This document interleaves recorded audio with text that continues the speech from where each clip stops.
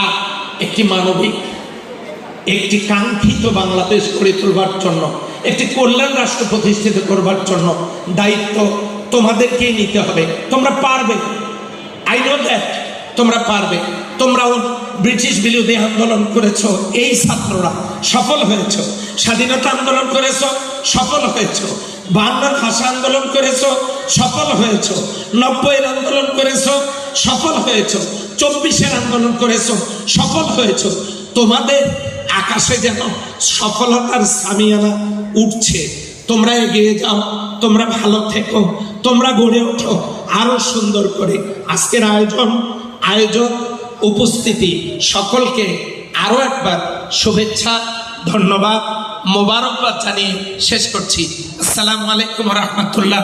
ভালো থেকো চিরদিন। আল্লাহ হাফেজ। বাংলাদেশ জিন্দাবাদ, ইসলামী ছাত্র শিবির জিন্দাবাদ। আজকের